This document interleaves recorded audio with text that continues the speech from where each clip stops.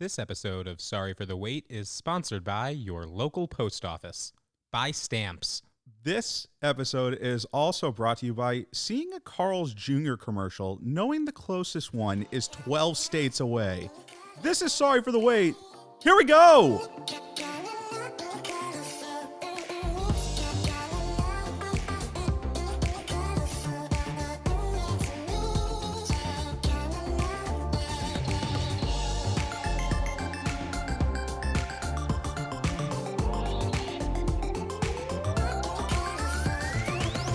Fired up, ready to go. Welcome to the show, folks. This is Sorry for the Wait, a weight loss podcast for regular people by regular people. I am your host, Seth. And I'm your host, Strawberry. And just to harken back to the fake sponsors, Barry, hi, how are you? Good, how are you? Do you notice that, though? I have seen so many Carl's Jr. commercials in my life, and I have never seen a Carl's Jr. in person ever before. Growing up in New York, I don't think I've ever seen, I don't even think I've heard of them until I'd gone to camp and heard people talking about other fast food outside of the area. I wish I could relate to that, but I don't watch things with commercials anymore. Yeah, so. true. No, that is very true. I just noticed it a ton because I was watching the NBA playoffs and it was just a bunch of Carl's Jr. commercials.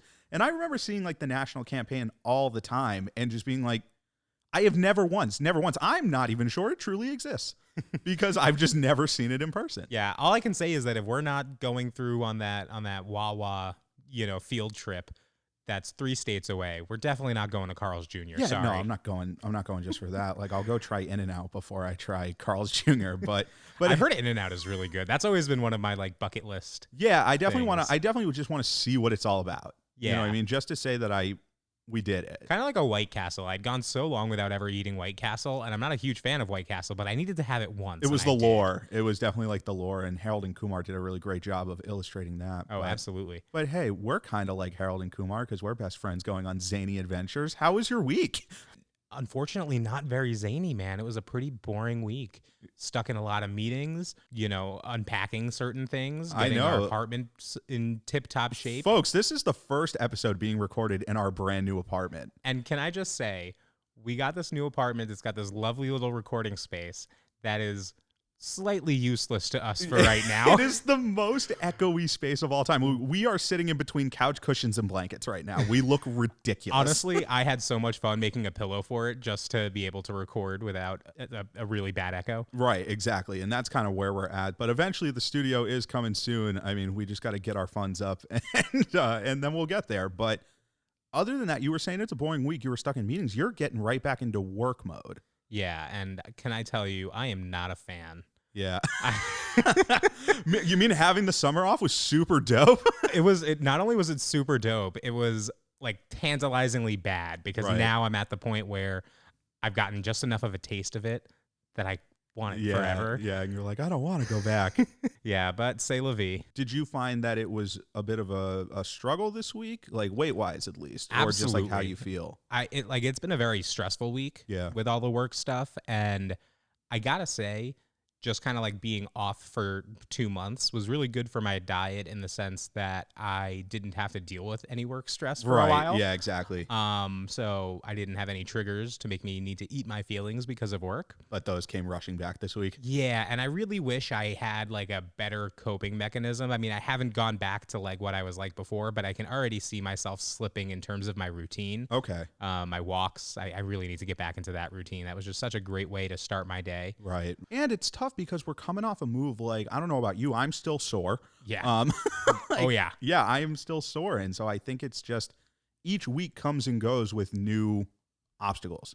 Not every week is sunshine and rainbows, as we've said many times, and this is definitely one of those weeks I feel that was just probably a little bit different for the both of us because we're just running around 1,000 miles an hour trying to get everything unpacked, trying to get everything this, that, and the other. I'm just really glad because I am a procrastinator, so I'm glad that we got the living room and the kitchen set up and my bathroom. Yeah, we got a good amount. Yeah, those were the things that I knew I couldn't stop until we're finished. Right. And now they're finished, so I can stop. I mean, no, unpack the bedroom. Right, unpack the bedroom. Yeah, no, just cardboard boxes make up your bedroom furniture. Yeah, sometimes like the last time when I moved into our last apartment, there was still like one box that I just never unpacked that I just like stuck into my closet. That is about to be unpacked for the first time here. Yeah, I found it like 3 months ago, and I was like, well, it's been this long. I clearly don't need that stuff now. Might as well wait. Right. But how was your week? You know, I mean, again, it was definitely, I'm still super sore from the move. I mean, and it's kind of funny. I'm down a pound this week, which granted, I mean, that's great. Yeah. Like very happy with it. But like, I'd be lying if I said that I didn't get on the scale and see a pound and be like, eh. Like 2 weeks in a row, like last week was around like 1.5. Like I feel like we're in very much the same position. I didn't mention my weight, but I was exactly the same as I was last week, and last week I lost half a pound. So right, so like it does kind of get down on you a little bit. Don't get me wrong, like in any other scenario, this really wouldn't be that much of an issue for me, and it's not a huge issue, but like everyone always talks about like calorie deficit, like have a calorie deficit. If you want to lose weight, you have a calorie deficit, which yes, that's math. That's how math works. But this was weird because like I know I'm in one. Right. like it's not like you've changed anything in the past week that would have made your diet different. 800 calories a day. Like that's what and so when I see a 1, like I'm not as freaked out about it because like I have a good team around me that kind of assures me that like sometimes your body is just fucking weird, man. Well, and I think it's also a very typical thing of like when you're on the weight loss journey, like it's easier at the beginning when you have a lot of weight to lose than it is at the end when you don't have as much. So it's kind of like it's hard to adjust our expectations mentally because we're so used to like 4, 3, 5, 4, 5, 7, yeah, you know, and so then you get down to like the ones and twos, you know, even though they are good numbers and it's still good and you're still making progress. You're just trying to kick the mental habit of like being upset at those numbers, and I think that so many years of like obviously just us losing weight in the fashion that we did and then gaining it back subsequently, like just put us in this like this zone that is very easy to say like just don't think that way. Like it'll be fine, but you still have to go do it. And then the other big thing is that like I'm definitely getting more nervous as we approach real food. So how many days do you have? So I start September 1st. So I mean we're recording this on the Friday before it goes up. I mean the following week. So but like we're under 2 weeks. We're under 2 weeks. And I'm not nervous about my execution. Like, that's not really what I'm nervous about. So what are you nervous about? I'm more nervous about the first time that I fucking use my teeth. And do you think they're just going to fall out? Well, like, not even that, but just the first time I have taste again. Like, taste that's not shakes. And, like, the first time, is it, like, I don't know. I don't really like the word triggered, but... is it going, are the synapses going to fire off that it's just like we're back, like we are back, like, well, like let's go eat. Well, and granted, I know it's different because I think alcohol isn't just like mentally addicting, but I think there is like a physical component to it. Right. But I do know that that's how like a lot of alcoholics are, where one drop of alcohol could be it activates like this, it like kind of certain like sets you, and so I can see that, and I understand why you're a little bit worried about that, but I think you're going to do fine because I think your mind's in the right place. Yeah, I'm much more confident than I ever could be because I know that I'm in a good headspace. Like, the fact that you haven't broke and all of the times that you've gotten like close to breaking, but you still have never broken, like right. with this whole diet thing, I can't imagine you breaking when it right comes when down we're to the real food. Right, exactly, because then I would just be like, well, damn it, like what were these last 8 months that you were totally fine, and now it's if you were gonna do this, you might as well have done it 6 months ago. You come home and I have war paint, but it's mustard on my face. I'm just gonna talk to you like a dog that like got into the trash while I was out, like Seth. Like, what'd you do? Seth, don't give me that look. And then like I'll put like the doggy shame like thing around you and take pictures for your Facebook. No, I kind of just want to have the cone. I want a cone around like when the dog can't like bite its nuts after it gets surgery. And it's just like, this is the cone of shame. Like, and no, we don't want to encourage that, but like those are the kinds of things that at least I'm happy that I'm thinking about now. Right. Because before I would just be like, I can't fail. Like, I don't know. And I think I'm the winner. I think it's good to kind of be in this position too, because it's about managing your expectations. Right. So I think if there's a part of you that's like, the second I eat food, I'm going to go fucking ham. Yeah, you'll just be thinking about it so much that you won't let yourself do it. Right. And then the next day you'll be like, hey, I did it. Yeah. Like, it's a successful thing. Whereas if you're just like, oh yeah, I am good. You walk in like thinking you're hot shit, and then you have like a French fry and you're like, holy shit. You can go like full Home Alone face and just go, oh no. But yeah, I mean, other than that, like, I mean, it's funny because the weeks they're my weeks. Like, and it's been very consistently the same, but like we're going to start folding in some change. But you know what we never have to change? It's the craving of the week.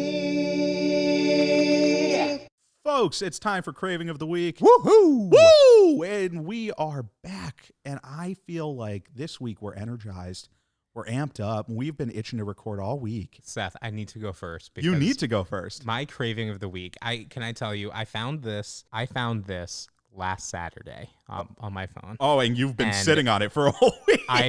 It has been slowly eating away at me from the inside. Pun absolutely intended. Okay, here we go. So first, I need to apologize. There's no hyperbole here because I think the item itself is hyperbole. Oh, ooh, I like that. So have you heard of a Philly taco? A what? A Philly taco. I have not heard of a Philly taco. Thank you, because neither have I.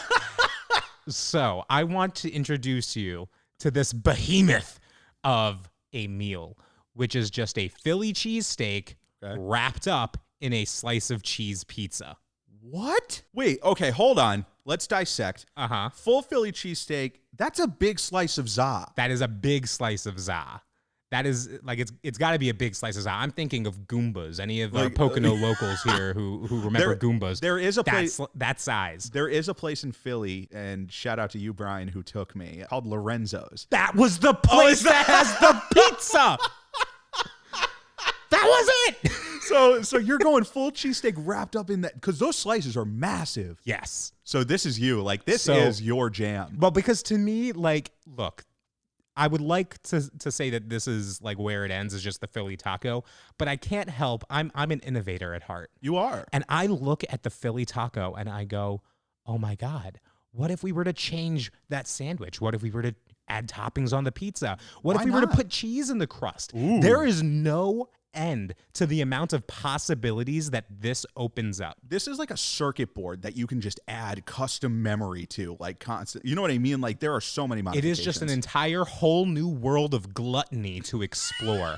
And I hope I'm at the point in my life where I'm not the one who's exploring that. Right. But I will pass that torch on to the next generation of people who need to find out what is the best combination of a sub wrapped inside a slice of pizza that you could ever come up with. Because you know what? I can't try them all. But once you have this perfected, I am going to town. Yeah, absolutely. And that's a video. That's a video in itself that we might have to go to Philly for. So so all of our listeners out in Philly, please be on the lookout. Try it out. Tell us how it is. And be on the lookout for when we come to your city and absolutely wreak havoc. Yeah, hide your Philly cheesesteaks and hide your pizza. So real quick, just because I want to focus on one factor of it, what toppings on your pizza are you going with to wrap this up in? Oof. So I feel like pepperoni is such a very classic thing. It has a place at that table, yeah. And along with the pepperoni, I'd like some jalapenos in there. Give it up some spice. I like that. You are spicy, so that is your jam. I think for me, I would definitely go like barbecue chicken and bacon. Do you think that barbecue chicken might taste weird with the Philly cheesesteak? I don't know, because like I'm one of those that like if it's like multi-meated, I'm totally cool with that. You know what I mean? And I will say, there's only so bad I could even imagine this being with no matter what you put on the pizza. I can't imagine it really ruining it unless you put in fucking pineapple. I have never heard of that. Like, and it's such a simple thing. It blows my mind. Not even a really creative name. It's just like, it's a taco. It's a Philly taco. Like, you think like that meeting, they were like, what do we call it? And someone was like, the behemoth of feasts. And someone was like, what about Philly taco? And then they were just like, all right, yeah, Doug said Philly taco. I mean, I think that does work better than the behemoth of meats. No, behemoth of feast, I think. I just said the first thing that came to my mind. That's really good. I really like that. Yeah. So what's your craving of the week? So, I mean, mine's probably not going to stack up to that. I'm going to be honest. But, like, it was funny. As I was watching the NBA playoffs the other night, like, I saw commercials for the first time in a while. Like, not just not just like targeted ads that I skip. You know what I mean? And so a Pokemon related commercial for some reason came up. And like, I don't even remember what it was. Was it like Pokemon Go? I think so. It was something of that nature. It was some sort of Pokemon platform-esque. And I was just like, man, like I loved Pokemon when I was younger. Like I really did. Same here. And like, I still do have love for Pokemon. Like, of course, I don't really kind of do anything related to it as much, but all I could think of was like, man, like Pokeballs, right? those yes, picking up what you're putting down. Those magical balls, okay? And what I'm craving this week is that, like, I love that a Pokemon could get, like, zapped right into a Pokeball, and I assume that it's comfortable in there.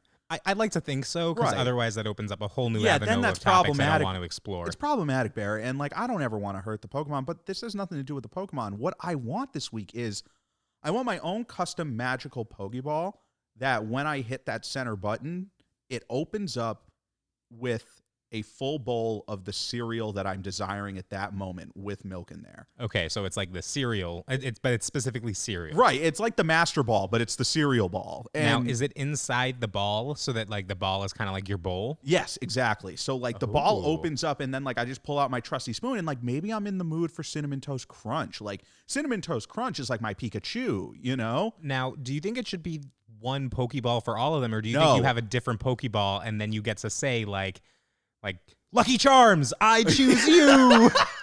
No, Thunderbolt. Like, I kind of want it to just be one ball that like magically appears with the cereal that I'm craving at the time. You know what I mean? Like it's the Cinnamon Toast Crunch. It's the Reese's Puff. Like don't sleep on the Kellogg's Crave. Like it's Count Chocula. Yeah, exactly. Like whatever I'm in the mood for, like the Pokeball opens up. But here's the thing, Bear. If like I gotta eat them all kind of thing. You know what I mean? like, I gotta eat them all. I'm glad you were able to fold that in. And I know I wrote that bit down. I was like, I gotta fit this in somewhere. But God forbid I'm in a battle though, right?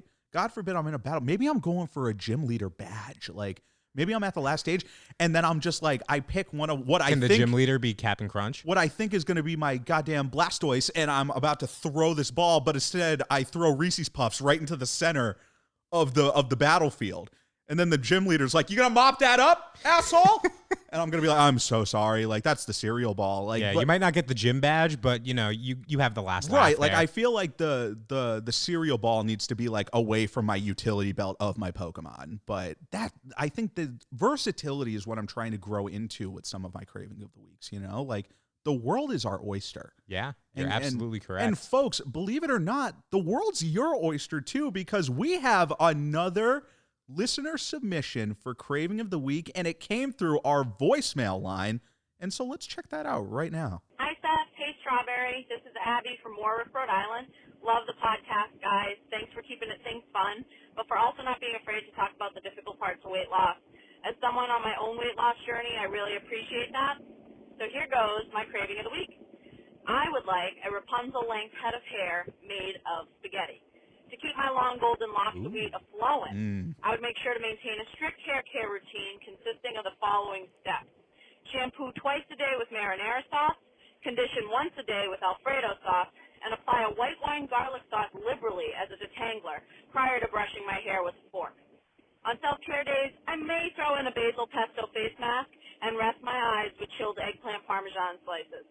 Best part about this spaghetti hair, it never stops growing.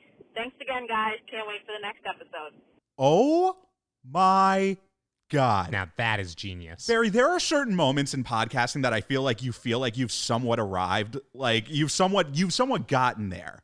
And that submission is beautiful. Well, I can I just say, as soon as she said spaghetti, I was immediately thinking of what sauces she was going to include, and she hit all of the good ones, of them. all of the important ones. Abby, you are a gem. Like Abby from Warwick, you are a legend already for craving of the week. Like that is just I like the utility of the hair always grows back. Right, you have like infinite pasta. You have to really kind of factor in a lot of things because people won't take advantage of so many things. But your hair growing back, like here, but like I wonder when she's eating, like, are you just kind of like flipping your hair to the front of your face and chomping? Well, maybe it's like she gets like a little haircut and then you cut the hair and goes right into the bowl. I like she that. Can eat it right out of the bowl. The only question I have is we have to do something to make sure that this hair grows in faster than human hair does.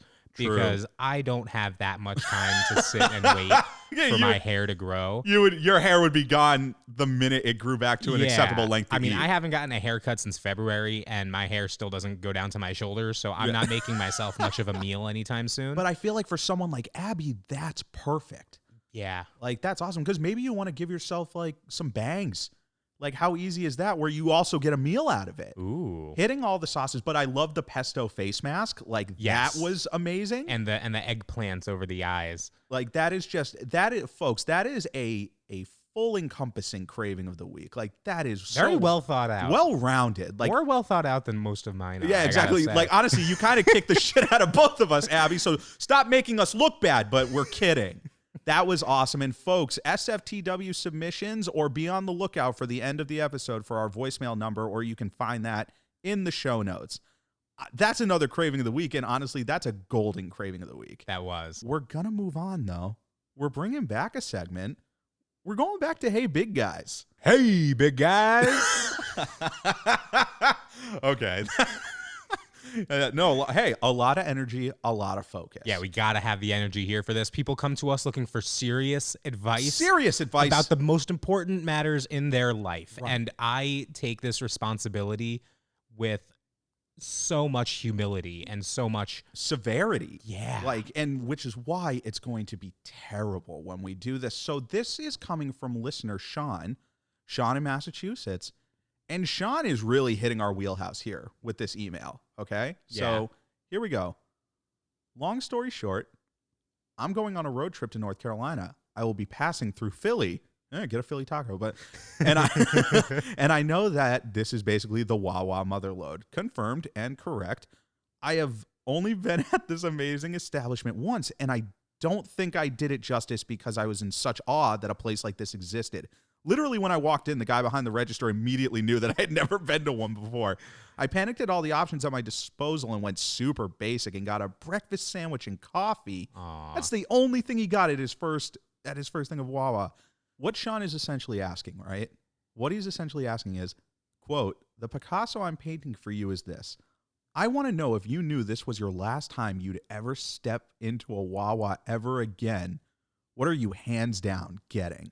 Let's try to keep it in the $20 to $30 range. Easy. So it's not too outrageous. So like $20 to $30 last time you're ever at Wawa, go. Dude, $20 to $30 can get you far at Wawa, especially during Hoagie Fest. Exactly. And postscript, I will be getting whatever you both choose on my road trip back. Let's because go. I'm So Sean's leaving, and you know what, Bear? We've been there.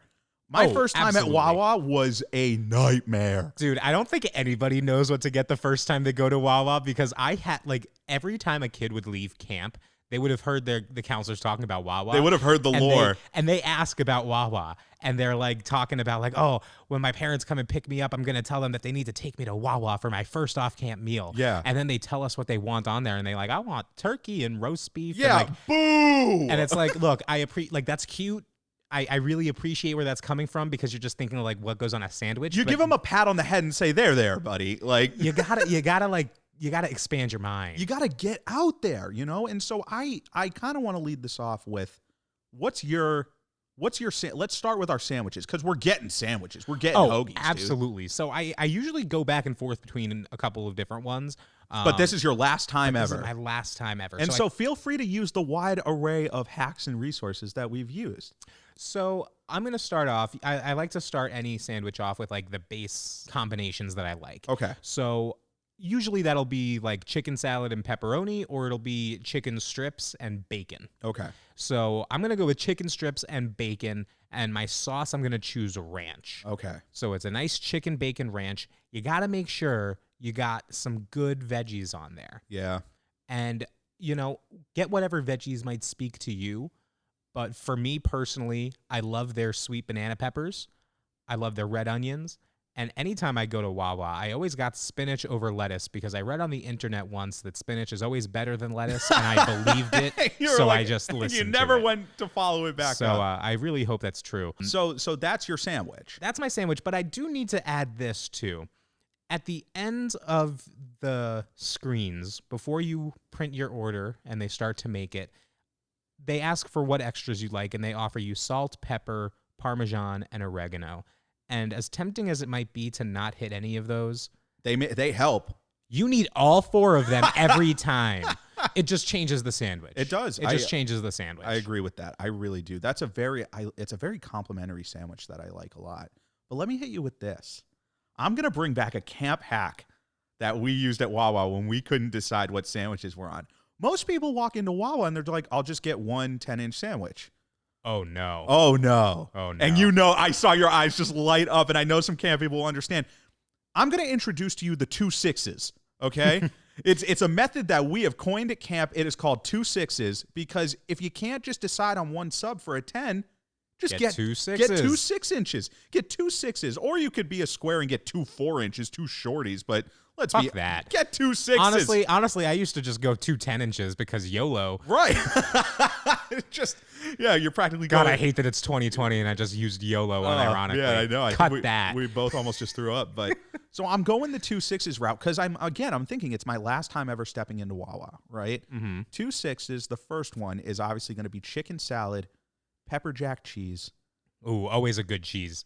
Buffalo sauce, lettuce. Okay. Have you tried spinach? No, I'm going with cucumbers on this one. And then I'm going to get pepperoni and bacon. Now I know what people are thinking. They're like, isn't that just me overload? Guess what? It's my sandwich. It is your sandwich. It is my sandwich. And I don't know why I need the pepperoni and bacon, but I need it. And then I go salt, pepper, grated parm. You don't go oregano. I don't go oregano on it. I don't know. Any reason why? I don't think there is. I think it's just because, like, I know the other 3. Oh, sun-dried tomato pesto sauce is also a great sauce if you're ever if anyone's listening and they just think, you know what, I want to try a new sauce. Sun-dried tomato pesto at Wawa. That would be a staple on mine. I was afraid to say it because I don't know if it's still there anymore because I don't remember the last time. I mean, we haven't been there in multiple years. Yeah. And so if sun-dried tomato pesto is there, Sean, you get it. But here's also the other thing. You can't sleep on the auxiliary items around Wawa. That bakery cabinet of dreams, like it's just a cabinet. You open it up both ways and it's like that's kind of, it's like the angel singing a lot better than I just did. They have these great kind of like jalapeno poppery kind of things as well that, you know, always that little warming rack. Yeah, look at the warming rack, see what they have. If you're going to get a pretzel, their pretzels are good if you can get them before they're stale. Ooh, and that's a tricky part. Very so true. Make sure to, you know, it's wrapped in plastic, so make sure to just press against it to see if it's too hard because you don't want to make the mistake of spending $1 on a pretzel that's just going to make your teeth hurt. Or jalapeno bites that have gone a little cold because that warming rack can be iffy. But I love the bakery cabinet to go get an apple fritter. I swear by the apple fritter at Wawa, but I do think that this is something that I think we'll both really agree on. You get the half-gallon diet lemonade iced tea. Even if they still have that. Right. Again, I mean, we haven't been in so long, and so, folks, you actually, need to keep they changed it from that. They now call it diet half and half. Diet half and half. And yeah. so most people would be like, why don't you just get a singular one? It's $2. It's $2 for a half a gallon, and it's 40 calories the entire for thing. the whole half gallon. At 40 calories, dude, I consider that free. Yeah. That's practically free. I round down to the nearest 50. It's like put one 1 cent down. Like it's like a 1 cent down payment. Like it's free when it's that low of calories. Right. But what I do empathize with for Sean or sympathize with, I can usually never tell the difference between the two half the time. But here we go. Sean was overwhelmed. So many people are overwhelmed. I think Wawa needs to have greeters. I think they need to have a greeter that's like, hello, is it your first time dining with us? I'm going to push back hard against this because the last thing this world needs more of is people in the store that talk to you when you don't want to be talked to. Because you just hate making small talk. If I walk into a store and somebody talks to me, there's a 50% chance I'm out right there. Well, I actually think that this works then because someone can be like, hey, is it your first time? And you're like, nope. And then you just gun right past them. But for someone like a Sean or someone like a young us, if someone was like, hey, why don't I show you the ropes there, champ? Well, I think maybe instead of a greeter, what they really just need is behind... A concierge. Well, I was going to use a fancier word. I was going to say a hoagie sommelier. Ooh, I do like that. Hoagie sommelier. Yeah, I like so that. You walk in and, you know, you ask them and you go, you know, I've never had a sandwich before. What would be nice in this bread of mine? And then they could be like, oh, well, are you in the mood for a cold cut, or are you in more of a mood for a warm sandwich? What is your stance on whole wheat? You know, like toast the bread always. I almost forgot to say that. Always toast the bread. Always toast the bread. But I do think that there needs to be a little bit more of a resource for the first time Wawers, you know? Maybe just like a guide like that they have that you can just like look through. Like, or here's a guide. A getting started guide on the app. Yeah. Maybe that's the way that it's very 2020. But But honestly, with Wawa, we really do need to go back at some point because we've just missed so much now. Yeah, especially like the more we keep talking about it, which I think just tells you how subconsciously we crave it. Right. Like, we get it, guys. Shut up about Wawa. But you Never. don't. Yeah, no, never. And I even went as far as to email their corporate offices a month ago, and I haven't talked about it on this show yet, but I emailed them and I said, I will literally make a 20-slide marketing deck to convince you to put a location in Massachusetts. And I got back the most polite no that I have ever gotten in my life. It was like, we really appreciate your passion, but like, no. It's funny because I'm like, you told me about this, and I remember when you told me about it, they'd already responded no to you. And as you told me, I was like, if they are interested in this, I'm going to send them an email begging them not to come here. Right. Because I need the closest Wawa to be 3 hours away. Exactly. And so, Sean, enjoy the trip. First of all, thank you for submitting to us, and we hope that your Wawa experience is as incredible as it can possibly be. And remember, eat responsibly. Eat responsibly. That's a big one. That's a t-shirt right there. So so that's another Hey Big Guys. And folks, we definitely love doing Hey Big Guys, and so we just need more. Ask us questions. Ask us so many questions. Let us fix your life for you. So always take our advice. I really think that we just fixed Sean's life. I do think so too. I think that this might be the best deed that we've ever done. So if you want your life fixed by two expert non-experts, SFTWSubmissions@gmail.com. But what are we going to head into? We're going to go into our main topic today, which is called SnackChat. SnackChat. So with SnackChat, right, we had put this one up on our big board, and we just kind of put it up because we were like, this is something. Something's it was really just like, oh, this is a funny name that we could use for something. And we've talked about food so much already this episode and every other episode, but I do think that this has some weight to it, pun absolutely intended. And especially right now for me.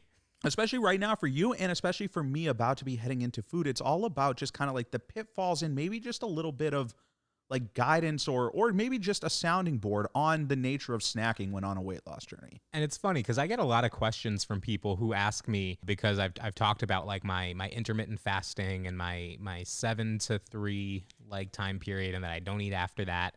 And they ask me, like, how do you do it? How do you not snack? Especially in the afternoon and the evening. That's the biggest obstacle, I feel. And I got to say, I am not perfect. Nobody is. In fact, I have not told you this yet. I did something bad yesterday. Oh, no. Oh, you really haven't told me. I'm genuinely surprised in audio res. So I had a snack that I may have gone a little overboard with. Okay. So let's talk it out. Let's get through it. So, and it wasn't yesterday. It was 2 days ago. Okay. I still have some oatmeal left over from when I was eating oatmeal for my breakfast, right. And I haven't done that in a long time. So what could I make that uses up oatmeal if I wanted to have something nice and snacky? Well, I'm glad you asked, Seth, because I was able to find a nice recipe for some oatmeal cookies. Oh, no. And let me tell you, these were delicious cookies. Oh, bear. And I lost track of the time and where I was, I think. You blacked out, honestly. All I remember is that I think I made and these were like big cookies. Calling them cookies, they're like... Yeah, they probably are more like mounds, like mountains of... Yeah, for some reason, like when I make them, they just like flatten out in the thing and become almost like a brownie sheet. Right. So I had way too many cookies, and then by the time I like came to and realized, what am I doing? I had like 4 left. Oh, no. So I saved those, and I kind of just like, in my head, I kind of just like was like, well, all right. It's a bump in the road. What am I going to do now? Right. And, so the day after, I did eat the last 3 cookies. Yeah. It's tough when they were there. Yeah. I figured it was better to eat them now and get them out of here than to have them talking to me for days. Which I think is, because like, even though like most likely anyone would be like, just throw them away, it's not that simple. Well, and then what I found to be the hardest part afterwards was, I talk a lot of talk about like not letting like small bumps in the road derail you. Right. So like my first thought and my first feeling the next day was like, okay, I ate a lot of calories yesterday. I'm just going to eat very few calories today. Yeah, that's tough though. But yeah, and then I was like, no. Because then that's just a form of punishing yourself. Exactly. Right. And it's the stepping stone to worse things down the road. If you're punishing yourself by like, you ate too much, so now you're not going to eat. Right. As soon as I had that thought go through my mind, I woke myself up and I was like, no, eat normally for the rest of the day. And it's actually, I think it's something that you maybe said to one of our friends who was going through something similar a few years ago about like, when you eat a lot, it's like making yourself a shit sandwich. And if you're going to overcompensate by over exercising or throwing up or not eating, you know, that's just avoiding the fact that you made yourself a shit sandwich. You need to just eat the shit sandwich and get it over with. Yeah, exactly. And then do better the next time. Exactly. And so that's what I did. I ate the shit sandwich. I didn't starve myself that day because I was like, that would be dumb. And it just want to walk the walk that I talk all the time. Exactly. And it just is what it is. And I think that this is one of those things that with this kind of obstacle and this kind of fuck up, I mean, for lack of a better word, or just like a little bit overboard, it's something that you can easily point to. Mm-hmm. And I think that this is so tough with snacking because we are so conditioned to snack all throughout the day. Think about it. We're always on the go. Like, especially as like American society, it is always go, go, go, go, go. And then it's like, oh, I'm heading to school. I'm heading to work. Oh, man. And then, of course, what's the other side of the spectrum? Great. I'm finally home from the work day. I'm going to sit on the couch and snack. Like, always be snacking. Yeah. You know what I mean? And like, especially like the late night before you go to bed, there's always that like feeling of like, I want to snack before I go to bed. And so you did, obviously you had this bump, right? Mm-hmm. But what have you found is the most helpful thing to deter you from snacking? Honestly, I've kind of over-relied on gum lately. Okay. Which if that works for you, it works for you. Yeah. Like, and I don't think there's anything wrong about it, you know, but at this point, like anytime I get that craving, I decide to throw a stick of gum in my mouth instead. Right. And I feel like if after having a piece of gum in my mouth for an hour, I'm still hungry, then that means I'm actually hungry, not just bored. Yeah, you're listening to your body at that point. Because I'm genuinely interested in that because as I approach real food, like I am very worried about snacking, especially like once I start to get tastes again. And it's just hard because it's like you go through like 30 pieces of gum a day and you're like, Jesus Christ. Right. And then you're just like, man, like I'm just chomping on that gum. But I do wonder with snacking is just since everything is so fast paced, and then on the flip side, like we're always conditioned to like have a bowl of popcorn or have a bowl of chips, like when we're watching something, I do get worried about like the boredom aspect because snacking does stem from a lot of boredom for me. It was always just like, I never felt like if I was watching TV, like I shouldn't be eating. You know, like it was always just such a natural thing for me. So I feel like I kind of have replaced that when I watch something. I don't really watch shows. I used to watch shows like kind of like Game of Thrones or Breaking Bad where like you really needed to pay attention to every little thing. So like I always had like my full attention on that. But if I'm going to eat, you know, that's just something that you can kind of do second nature without having to divert your attention. One thing that I found that kind of helps with that is just playing like dumb little iPhone app games. Yeah, just to keep your mind busy. Yeah, and just like the ones where you like find a path on with your finger or something where you don't have to like really be paying attention to it or thinking, so you can still focus mentally on what's in front of you. Right. And I do think that in its own right, the overarching thing is that we shouldn't ever discourage snacking. It's just find snacking that works for you. Like for me, what I'm working on currently for eventually when I get to that point is I'm almost like creating like a Spotify playlist of snacks. Or like an Apple Music playlist of snacks. Like that's kind of what I'm like. So what's on your playlist? Well, I'm not gonna I wanna do like a big reveal of my snack playlist. Oh, okay, we're gonna be a drama queen about it. Yeah, I'm gonna be a total drama queen about it. But I just want to, because here's the thing is that like I don't know if it's going to work. I have to kind of do trial and error because I want to have like a set list of snacks where I don't have to follow it in a particular order, but it's just like I'm putting that playlist on shuffle. And I just know that I maybe have 10 to 15 snacks that I know what I'm going to be eating. I know what the portion of it should be. And just whatever the mood is, I'm never going to feel like I'm backed into a corner on one snack. See, to me, and I think that this really started for me like as a kid because I remember always being this way. Yeah. Where when it comes to having snacks in the house, if it's there, I'll eat it. I'm like one of those people that like even if I were to buy. So a couple weeks ago, I bought like Pop-Tart bites because I saw those in the store, and I was like, oh, one of them only has 200 calories, so Treat I get yourself. the taste of that Pop-Tart without having to like throw myself into it. Well, I get that, and you know, I have one, and it's good, and then within the next 24 hours, all 5 of them go. Right, they're gone. Which, you know, it's hard for me to kind of like stop myself when I find a snack I really like that I have a lot of in the house. And it's easily accessible, which is why I think it sort of piggybacks off of Better Together too, because I do think it's easier when we're around each other to help each other be like, One thing that I've kind of found helps me personally, and I kind of picked this up from one of our friends too, instead of getting a bunch of snacks that you know you like and having them in the house, if you want a snack that bad, go to the corner store and you know, get a something Rice Krispie treat. Pick up something individually, make the trip for it. Right. And I do you like know, I it do kind like of that. limits that because then you can't just be bored in the house. And like if I'm not willing to walk down the stairs, get in my car and drive 5 minutes or like walk 5 minutes, You don't really want it. then I don't really want it. Yeah. So I don't need it. Yeah, like forcing yourself to make a trip to get the snack will actually prove that you probably are hungry. I do like that. That's a very, very good approach. Yeah. So shout out to Ryan for showing me that. Yeah, trick. there you go. There you go, Ran. Good for you, buddy. But one time I mentioned him and I didn't say his name, so I wanted to make sure I got his name. yeah, in he there. probably called you out for it too. So, but I do think that with snacking as a whole, I think it's arguably one of the toughest obstacles in a weight loss journey because these are all things that it's subconscious. Like you're just constantly putting hand in bowl, putting hand in face, putting hand in bowl. Like you don't really think about it. And so those calories just constantly add up. Mm-hmm. And I think that like disappointments maybe on the scale or like maybe with progress, like you don't think about all the times that you are snacking subconsciously. You're thinking about the big meals that you ate or the real meals that you ate. And you're like, man, like where did I go wrong? And that's why like I want to get more into like the journaling of stuff. Like I don't want to be like neurotic about it, but at least if I have a rough idea of what I've eaten that day, it doesn't have to be exact.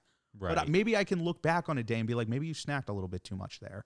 Or just like when I'm starting to get going again, it's just like, obviously I'm going to rely on you a lot because like, I'm just going to be like, if I go for this, like you kind of need to be like, where's your head at? Like, what do you actually want? And you'll probably be there Just with a smack stick. the cookie out of your hand. Well, like, or even if it's Put the cookie down.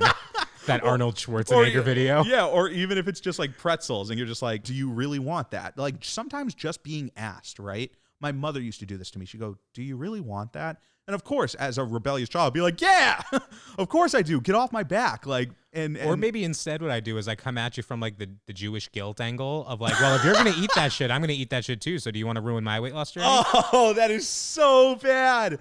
Oh, that's so bad. I don't think you'd be able to eat it. No, I wouldn't be able to do it, especially not being around as much Jewish guilt. I gotta say, I've kind of like, I've slowly noticed that sometimes I do that to you without even intending to, but you'll be like, you'll have some idea and I'll be like, oh yeah, it's fine. And I'll like put it in that tone and you'll be like, no, but is it like really fine? I'll be like, yeah, no, it is fine. And like, I'm not going to be like, no, it's not fine. Cause I just said it was fine. I'm just trying to make you feel bad for doing it. You're going full Jewish grandmother from Queens on me. Yeah. But you've never been exposed to it, so it works wonders for me. I know it does work. So, but either way, we hope that anybody out there who is doing this or is looking to start doing this is just like, if you have, like, you need to use any kind of resource that works for you around you when it comes to snacking, whether it's portioning things out, whether it's even making a playlist or making the trip. I think that this is something you have to experiment with, because if you try one thing with regards to snacking, like to curb it or help you get through it, and it doesn't work, immediately you're going to think like, well, I'm just meant to snack. Like your boy be snacking always. But no, it's trial and error. Weight loss is trial and error. And at the end of the day, like, there are going to be times where you're very snacky and there are going to be times where you're not very snacky. I don't think that there's anything you can do to, like, if you're a snack person, I don't think there's anything you can do to make yourself not be a snack person. So it's just curating it to work for you. Yeah. And, you know, think of it like a pressure valve, maybe, you know, sometimes release it a little bit so you don't get too crazy about. Yeah. Burn off some steam, baby. Yeah. But don't let it go like super crazy. Right. And that's another main topic down. And Barry, I can't believe I'm about to say this, but it's the season finale of something today. Oh, yeah, it is. And today is actually the last time we're going to be able to speak to our friend, our boots on the ground correspondent, Nick. Yeah, absolutely. I know at one point we just said like it's a season finale. People were like, what? Sorry for the way ending season. No, we don't do seasons. Fuck that. We're going to be here forever. We're just going to ride, baby. So why don't we give a call to our boots on the ground correspondent, Nick?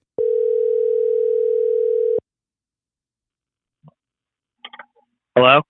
We are calling for boots on the ground correspondent Nick. It's Seth and Strawberry from Sorry for the Wait. Hi, Nick. How you doing? I'm doing okay, guys. How are you doing? Nick, we've been tuned in that today is the season finale of Boots on the Ground correspondent. Yeah, it's a sad day around here, you know, and we're actually leaving camp tomorrow, and all the kids are packing up. They're all emotional, you know. They say they're like, we're gonna miss you so much. You're like the dad we never had. We're not going to tsunami drone when we get home. Like, there's a big there's a big void that needs to be filled. So I'm really kind of just consoling them. Yeah, you're being there for them. Being dramatic. They love me. I'm the cool counselor.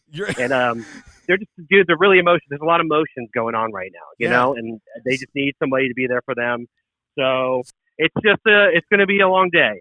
So are there any big end of camp stuff that you guys are getting ready for?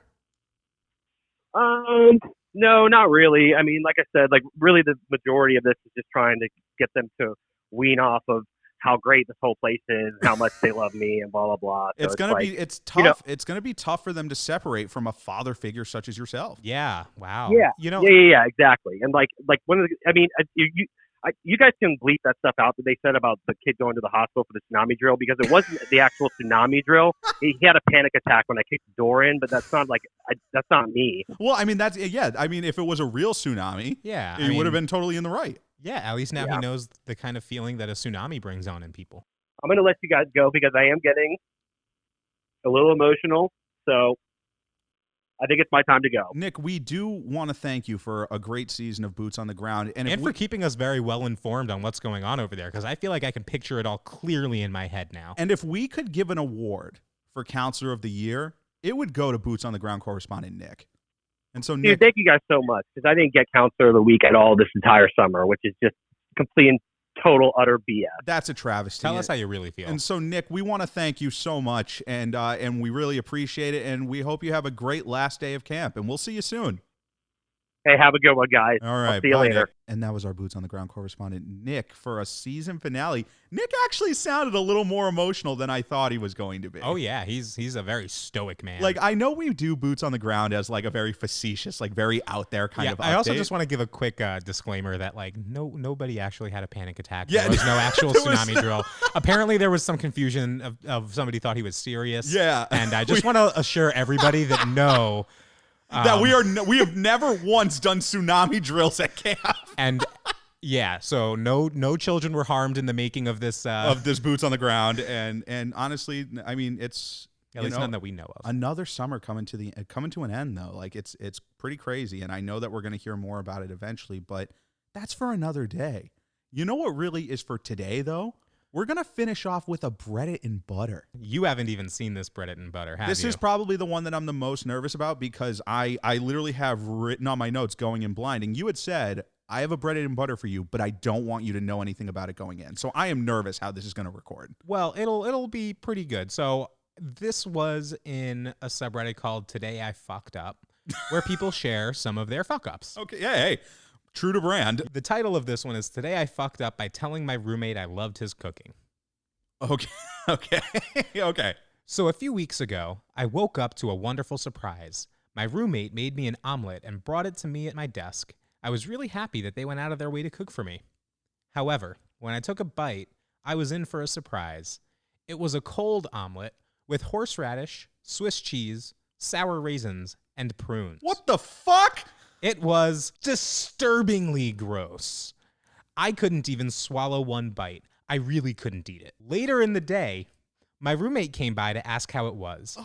I was mostly distracted with work, so I just said that I was thankful he cooked for me.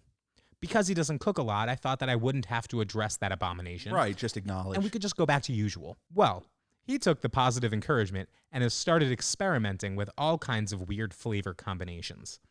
This morning, I woke up to a garlic, cheese, and dried cranberry omelet. And it was even worse than the first. What is going on? I feel like I'm in too deep at this point. I don't have the heart to tell him that I don't like his omelets. I just like plain scrambled eggs. Oh, my God. What kind of psychopath? Like, is this just stuff that you're finding on the ground? And you're like, yeah, that'd be good in a fucking omelet. Like, throw it on in there. Yeah, why not? It's like when you're scrounging through and you really need to go shopping, but you're like, first, let me use up everything else I have left here. What do you have? 2 eggs, some cranberries, and garlic? Or let's go deeper. Let's make this a little bit meta, okay? What if the roommate is fucking with him? That was my first thought, too, because I was like, if somebody were to give me an omelet with horseradish, Swiss cheese, and sour raisins and prunes, I would be like, is Ashton Kutcher about to jump out at me? Like, I know that that's a very dated reference, but what's going on here? If that scenario really happened, you would think that I'm fucking with you. I would probably like call your parents and say, like, maybe we need to, like, have an intervention for him. Yeah, or possibly institutionalize him. Call the police. Like, this is so psychotic. Do I need to check your trunk for, like, heads? So, I mean, I want to help this guy. I want to help him. You know, I want to help him because, you know what? That's what we're here to do. We don't just have to give advice and, hey, big guys. Yeah, we're here to help. And so how do you get this to stop? You could take one route, Bear. You could just tell him, like, hey, I really appreciate the gesture, but this thing is cheeks. Like, like this thing is total cheeks. Okay. And we ain't talking Sandy. Okay. Like, this is cheeks. I think what you have to do is you essentially have to dissect the omelet. Like, he gives it to you and then, like, you go to eat it, but then you just take pictures of it and tweet them to Gordon Ramsay. And just make sure to include like your home address so that Gordon Ramsay can come over and kick the shit out of your roommate. You need to basically get in touch with Gordon Ramsay, have him come to your house in like a black robe and just beat the shit out of this kid. Just like locks and socks style.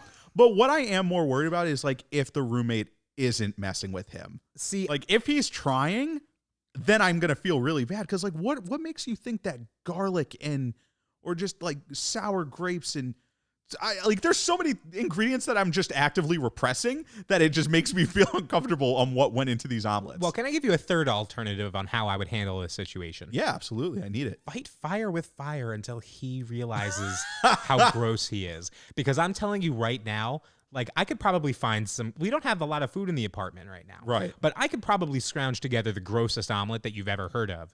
And I feel like that would be a great way to, you know, if he's joking, then this is a great way to pay him back in kind. Yeah, absolutely. And if he's being serious, then maybe he'll take a bite of that and realize, some of these combinations shouldn't go together. I mean, like, does he make these omelets for himself too, or are they just for you? That's the big thing is like, I wonder if he's using him as the guinea pig. Like it's almost like when somebody like drinks like poisoned wine, like they think that wine's poison, so they both drink it at the same time. Exactly. Like you got to do that with the food. Like if he's making you an omelet, you got to be like, hey, do you want a bite first? Right. Exactly. Or let's split it.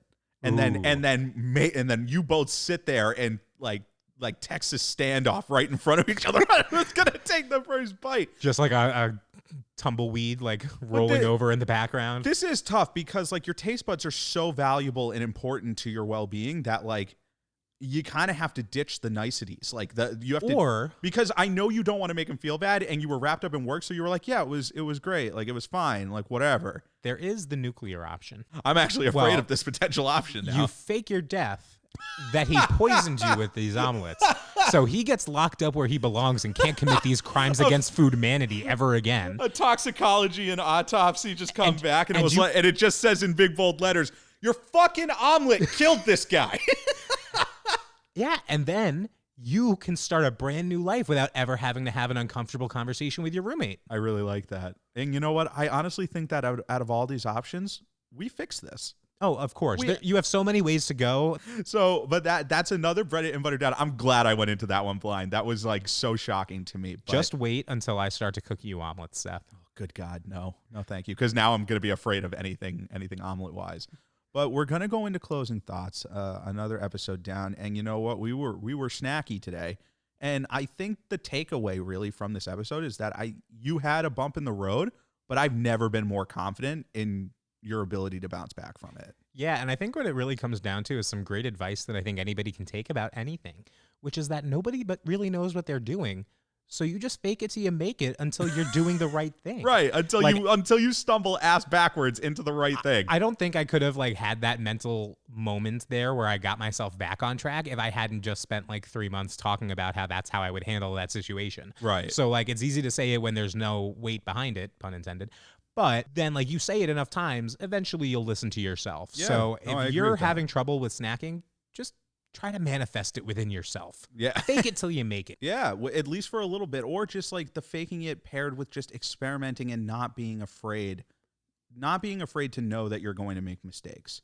I think that's a big thing. But folks, thank you for coming along for the ride. Another week down, another episode down, and we're just so thankful that you're here with us. If you really want to get in touch with us, though, hit up SFTWSubmissions@gmail.com. Also, make sure to follow us on every social media platform under the sun. And make sure to give us a call. Leave us a voicemail just like Abby did today. Thank you so much, Abby.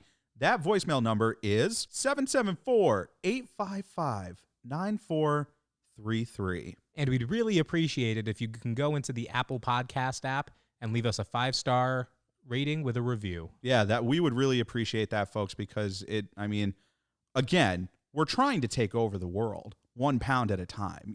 That's kind of just what we're doing. And we're really appreciative of everyone in our audience right now. And we can't thank you all enough. But guess what, folks? Until next time, I'm Seth. And I'm Strawberry. And remember to keep your friends close, keep your enemies closer, and keep your snacks the closest. No, throw them out!